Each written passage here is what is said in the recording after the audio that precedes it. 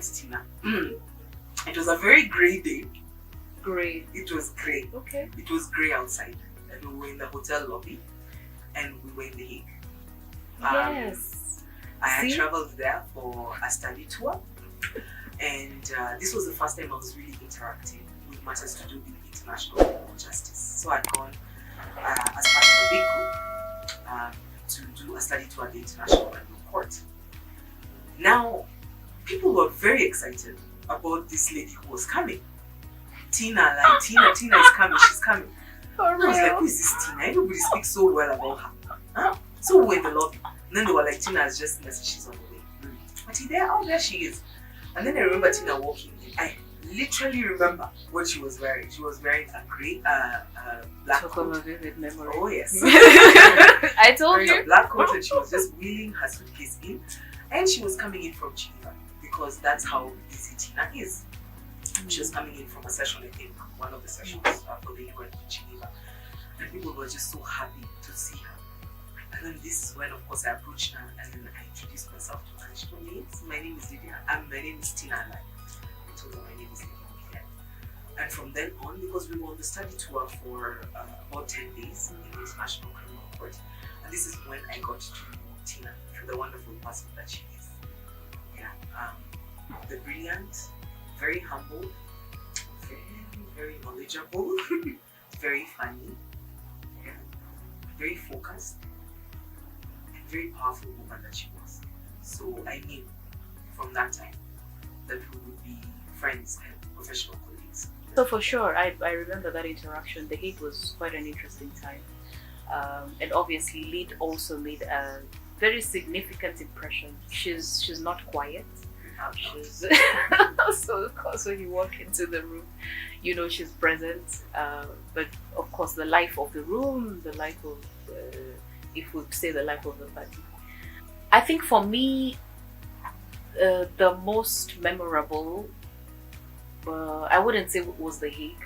It's the subsequent interactions when we were working on the case. So of course the very first one, when we came together, was hosted by, I think we were hosting PHR at our office. Yeah. And in walked Lydia. and literally I learned a lot from her because she had been part of this Constitutional Petition 122 from the onset. I was just joining as the head of the country office for Physicians for Human Rights, and therefore taking on the case as part of PHR's work because PHR was one of the co-petitioners. And she was very gracious in terms of making me feel at ease about what I didn't know, learning from her, introducing me to the various partners, to the survivors, because she had walked a very close journey with every single one of those survivors. And I remember actually being quite curious about the journey towards the case. And she literally took me through, this is how we got to learn about the survivors, this is how we whittled down until we arrived at the 8 petitioners.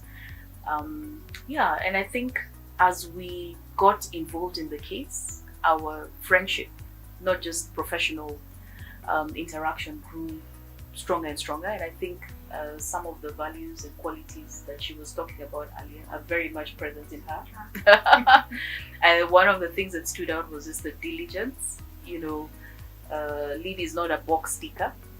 Like the value of just excellence, going over and beyond just to achieve the full potential of any given project or any given person was one very admirable quality for me. And she's also very, she goes out of her way for people, always. So you'll be surprised how if you tell Lyd your birthday today, she will remember it next year. She'll shock you. She'll just, out of the blues, wish you a happy birthday. Be like, wait a minute. How did you remember? So she's very caring for people, goes over and beyond. And I think naturally we were drawn to each other in terms of thinking about a professional collaboration. We were quite clear that we'd be able to work together and bring this vision to life.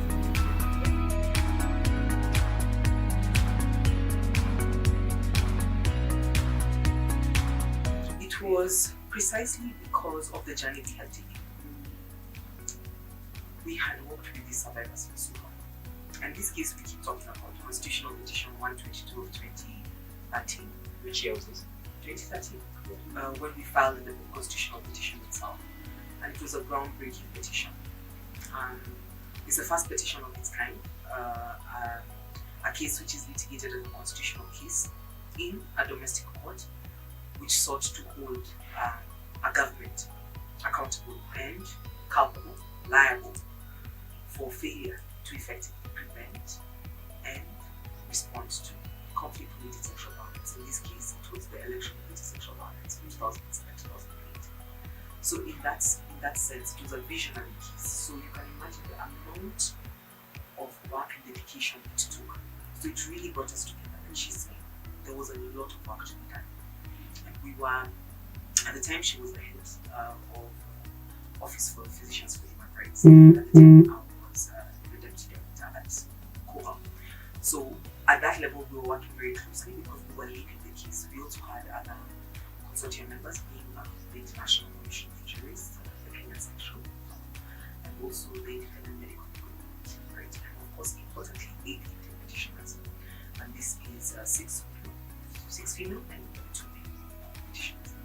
So there was a lot which we were up against, not only because we were taking the government to court, but also we were trying to create jurisprudence and a precedent for something which had never been done before. We were proud of that, but it took a lot of work, right? A lot of hard work. And so in that bringing us closer, like she described, we gradually began to realize that there was quite a gap, right? When it comes to strategic impact mitigation from a human rights mitigation lens. So, and when we thought about the kind of experts who were there around the table, we could count them on one hand, right?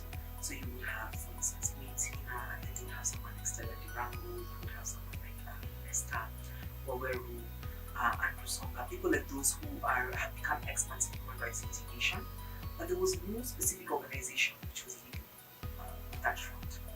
But then at the second level, expertise on conflict-related sexual and gender-based violence. And that was an expertise which was completely lacking. And I feel inept to even speak about that because Tina was leading the Physicians for Human Rights, which is an expert on that particular topic. So she'll comment more on that. But when we started looking at the gaps, looking at the gaps in expertise, the gaps in research, the gaps in capacities, and I actually left the Coalition on Violence Against Women, and I was brought back by the Open Society Foundations as an expert consultant to continue working on the case, and this is how I continued to collaborate with Tina. But the more we worked with this very difficult case, and you can imagine it's a case where you're suing the government.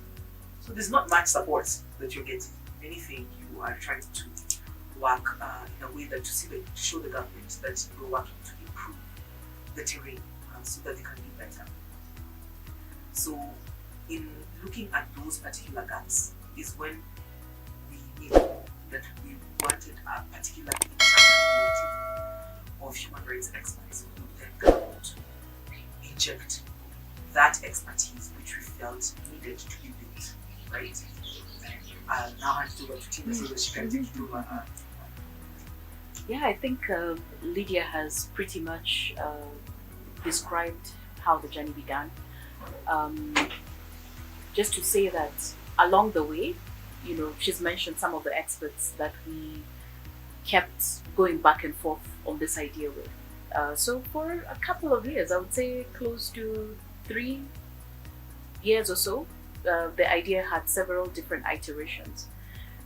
But the thing that really brought us together was this desire to really set up an institution that would have a focus on using strategic impact litigation, public interest litigation, linked to research as the tool for enhancing promotion of human rights. Now, that was the overall framework of what we really desired. But now this second layer was the recognition through the work on the case of how important specialization is. That oftentimes in human rights work, we are spread across the board, because human rights protection will deal with numerous different aspects. But then we learned, because we both had this human rights background in different women's rights protection at the Coalition of Violence Against Women, where you were dealing with numerous forms of violence against women. Myself, from a human rights background, dealing with several forms of potential human rights violations. But then the work around the case then demonstrated to us how important it was to go deeper into really enhancing skills, enhancing knowledge, to be able to then advocate in a much more stronger way for prevention and protection against conflict-related sexual violence, and by extension, sexual and gender-based violence. So that then gave birth to this seed for Utu Wetu Trust, which it was not merely going to be a human rights institution that does public interest litigation, but one that has a dedicated focus on sexual and gender-based violence, and particularly for the most marginalized or vulnerable, and obviously then conflict situations becomes one particular area that we would focus our attention.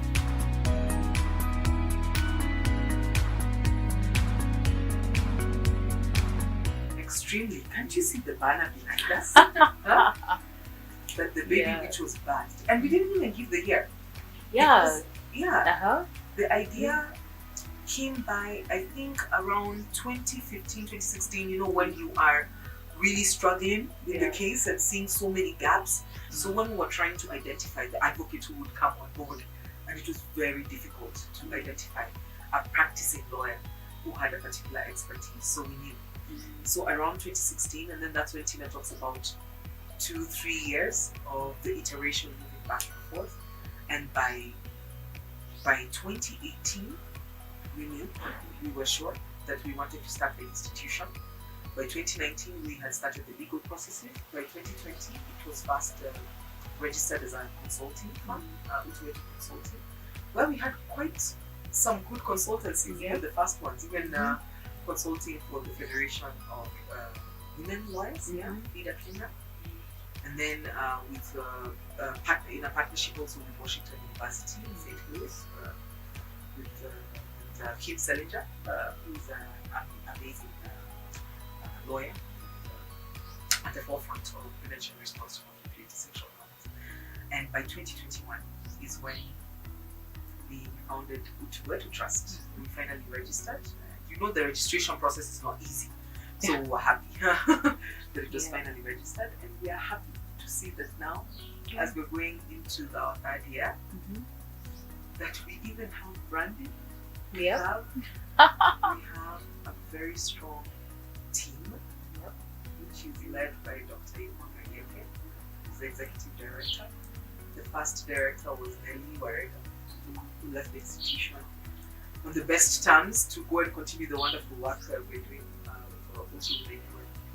And we have a great team, including the person who is facing us right now, Alex. So we love where Utu Wetu has come from and where it's going, and we love the faith that people have shown in us, including our target partners, such as Women's Society.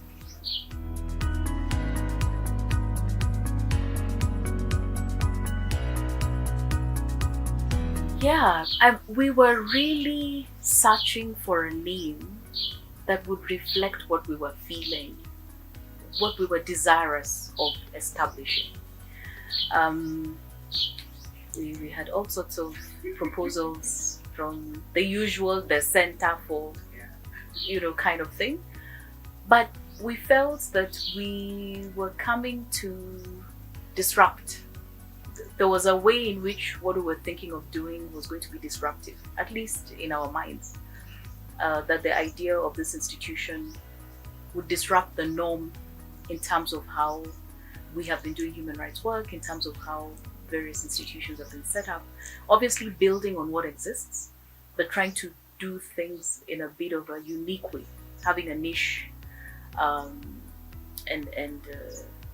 injecting some new ideas into the space, including our desire to mentor young people. Hence why one of our programmatic areas is really looking into universities, trying to establish partnerships with the universities to set up clinics that would specialize on sexual and gender-based violence and public interest litigation in that respect. So then we thought, what name would be different and unique? That's on the one hand. So we then now moved away from the usual, the Center for ETC. Now, the other part was, what we were looking to do was to help enhance the promotion of human rights and human dignity. And we came back home. What is an African way to express human dignity, human protection, humanity? And in fact, gender and sexual and gender-based violence is one of the issues that really touches at the core of humanity and human dignity. And we threw around things, names, and finally, we're like, okay, what is humanity in Swahili? What is dignity in Swahili? And Utu Wetu was born. So that's really the very simple version of how Utu Wetu was born. It was a natural inclination to find something that was reflective of this baby that was being born, and very much built on the African soil, therefore in Swahili. Yeah. But I have to add something to what Tina said. I'm telling you, Tina was very particular about the name. And we took our time. This is not something that was decided within a couple of days or months. She really thought through it, and this came to her in a dream, like it did. The name came to her in a dream. And this is how Utu Wetu, even the word, the physiology, everything was born. So I really do need to give her credit for putting that much emphasis on the name itself, because it will be what communicates what we are here to do. Now these colors, to be honest, we went through different colors, right? But the earthly tones, right? So at the time, I actually had a friend of mine, a very lovely person known as Jennifer Horn, right? She had offered to help to show us how to create a logo, and then she'll give us different color designs to see what would fit best. And so this is the color. Actually, me and Tina, when we were shown these colors, we loved them the most. They are warm, they are earth tone, they are inviting, and especially when you're speaking about such a difficult topic, such as sexual and gender-based violence, or abolition of sexual and reproductive rights, which is also a very controversial topic in your country. This felt quite welcoming. It's something which was bold, but at the same time inviting and warm. Yeah, and then you can see there's the person up there. It was supposed to be like the balance scales of justice. Yeah, so we had different versions. So there's some where you can really see the scales of justice balancing, but then this incorporates the person, because we're talking about human dignity, our rights, our humanity. So the justice is really about that. It's really to promote the human dignity.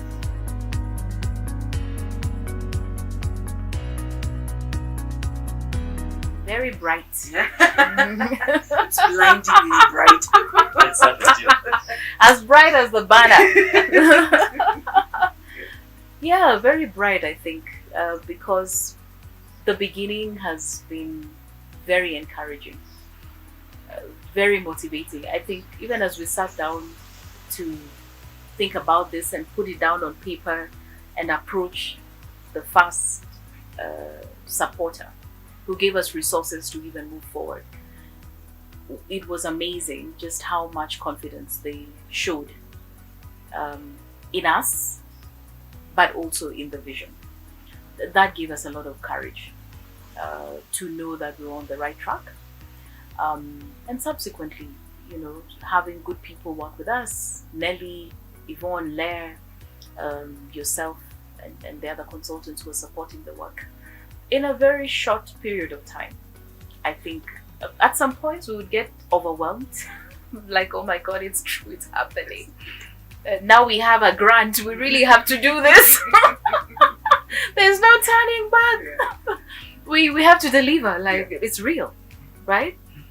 So that happened fairly quickly, but as I said, in a very encouraging way. So the vision, I think, first and foremost, is really to see more human rights advocates working in this area of work.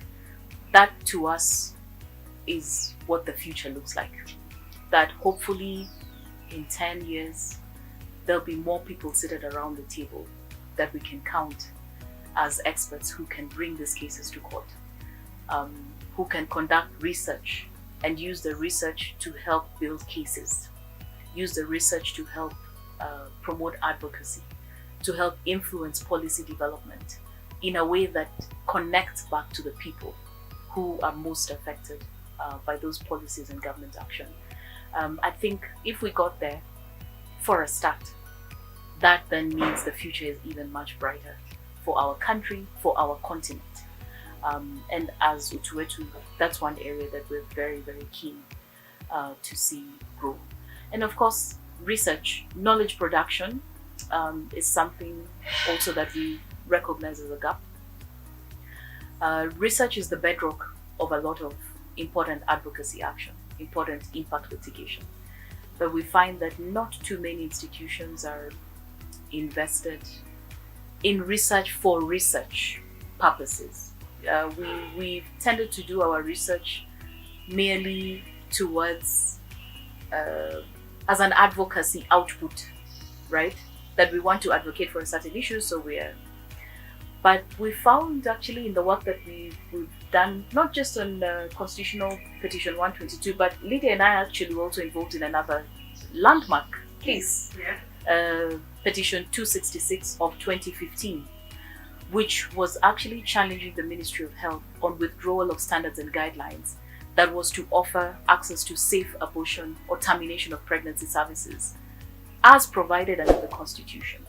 Again, a very stigmatized subject, taboo, but in the end, working with a survivor who sadly passed on in the course of the case. She was a young girl who had been defiled by a family member. She ended up going to the back streets to procure an abortion because, as the systems go, she did not even know that she could access safe termination of that pregnancy because she was a victim of defilement. And she developed serious health complications, eventually kidney failure, and she passed on in the midst of the case. But she was the human face of the case to really bring the message home. The termination of pregnancies is not merely about women and who choose to terminate pregnancies, but as the Constitution provides, where the life or health of the mother is in danger, then that can be provided. And so the outcome of this litigation was that a 5-bench court determined that women and girls who are defiled or raped or experience sexual violence, conceive as a result of sexual violence, could access safe termination of those pregnancies as provided under the Constitution, and really went down to elaborate what Article 26(4) of the Constitution provides. What does it mean when a medical health professional determines it? What does the right to health mean? And very progressively, the court determining that the right to health includes psychological health, not just physical health. And all of that was a very progressive jurisprudence. Right now, the matter is in the Court of Appeal. Suffice to say, the case continues to inform the government actions and policies.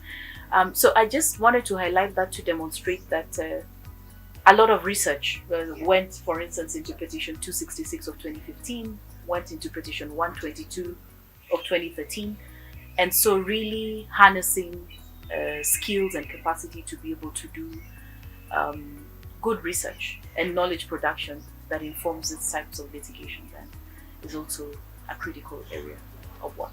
Yeah. And if I may segue from now what Tina has built, of course, the strategic impact litigation, the building of knowledge, building of evidence through research, through expert investigations, which is something we are also hoping to be able to guide on because of our background in investigations. But very importantly, what she's spoken about the survivors who've been the front of all these cases. Strategic impact litigation is a form of legal advocacy. Right? It's a way of advocating, engaging the duty bearers, engaging rights holders. But who is the face?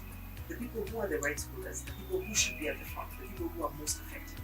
So when she spoke about the survivor in Constitutional Petition 266 of 2015, we continue to applaud her even as she rests in peace. And then the 8 victim petitioners in Constitutional Petition 122 of 2019. So the vision, the future that we foresee is where survivors, victims, survivors, affected communities have organized themselves into networks, into groups, that their capacity has been built and empowered in such a manner that they are the ones who are in the forefront of all these advocacy and engagement initiatives. In recognizing their autonomy, in recognizing the power that they have within them to be able to determine what is best for them. Right? So one of our strategic areas of focus is really building capacities around victim and survivor-centered approaches. Not only do we engage state agents on that, or non-state civilian actors, or development actors, humanitarian actors, but also very importantly, thinking about how then do we empower these victims and survivors to become groups, networks, and then you empower those. And it's something that Tina actually, because she worked on it quite intimately when she was in the International Center for Transitional Justice, because they were working with the National Victims and Survivors Network and empowering groups such as Greece Agenda, One Kind of Foundation, looking at those groups and then looking at how they can build their power. So that is the future and the vision that we see, whereby we have survivor-led initiatives, whereby we have empowered survivors, victims, affected communities in such a manner that they are the ones who are able to determine what they want, they speak what they want, and then they're able to get what they want. For instance, let them be the people who are being invited around the table, when we're having discussions with the government on what is the best contingency plan as part of emergency preparedness before elections. For instance, the survivors should be around the table, but for them to be able to get there, they need their capacities built, they need to be empowered. So that's a future and a vision that we see for Utu Wetu, and it's one of our critical areas of work. Yes.